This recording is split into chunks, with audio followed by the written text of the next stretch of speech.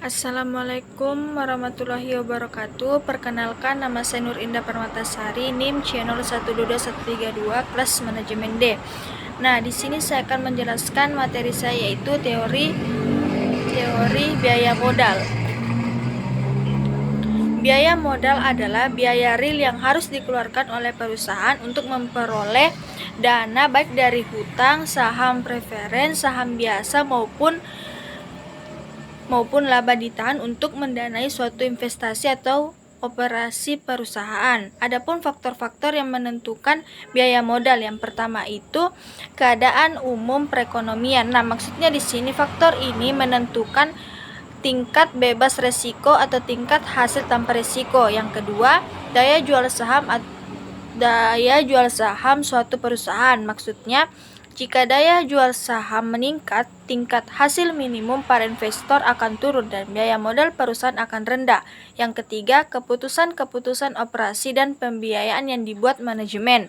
Yang keempat, besarnya pembiayaan yang diperlukan. Nah, maksudnya di sini permintaan modal jumlah besar akan meningkatkan biaya modal perusahaan. Adapun asumsi-asumsi modal biaya modal. Nah, yang pertama itu resiko bisnis bersifat konstan. Artinya resiko bisnis merupakan potensi tingkat perubahan return atau suatu investasi. Yang kedua, biaya modal merupakan suatu kriteria investasi yang hanya tepat untuk suatu investasi yang memiliki resiko bisnis setingkat dengan aktiva-aktiva yang telah ada. Yang ketiga, resiko keuangan bersifat konstan. Maksudnya, resiko keuangan didefinisikan sebagai peningkatan variasi return atas saham umum karena bertambahnya pemanfaatan sumber pembiayaan hutang dan saham istimewa. Dan yang keempat, kebijakan dividen bersifat konstan. Asumsi ini diperlukan dalam menaksir biaya modal yang berkenan dengan kebijakan dividen perusahaan. Biaya modal saham prefen, artinya biaya modal saham prefen, biaya saham yang sama dengan tingkat keuntungan yang dinikmati pembeli saham prefen. Yang kedua, biaya saham biasa atau baru. Maksudnya biaya modal saham biasa atau baru biasanya lebih tinggi dari biaya modal laba ditahan karena penjualan saham baru memerlukan biaya emisi atau flotation cost.